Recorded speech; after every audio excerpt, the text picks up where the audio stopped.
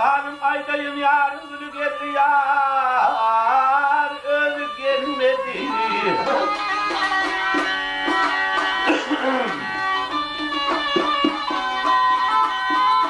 Başımdan ötün beyan eyleyin yarın günü geldi yar özü gelmedi.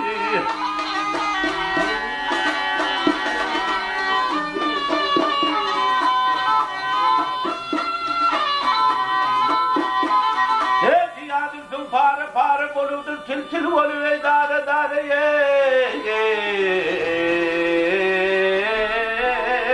boludur.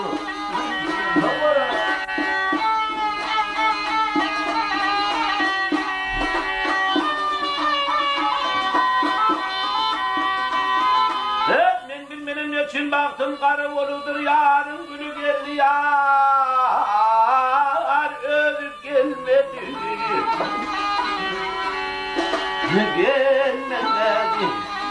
Gelmedi. Hey yarın günü geldi.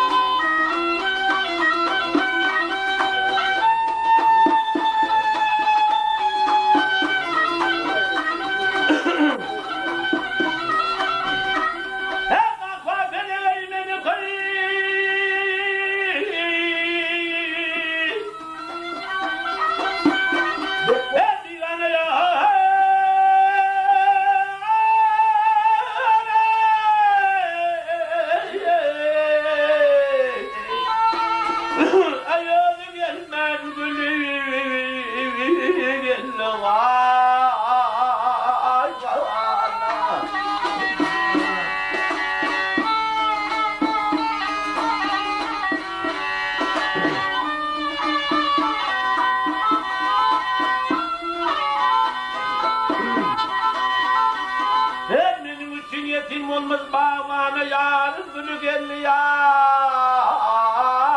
özü gelmedi. Şahirin kıyıdiler sorgayı adına. Ey bırak olsa elim yanır o dina.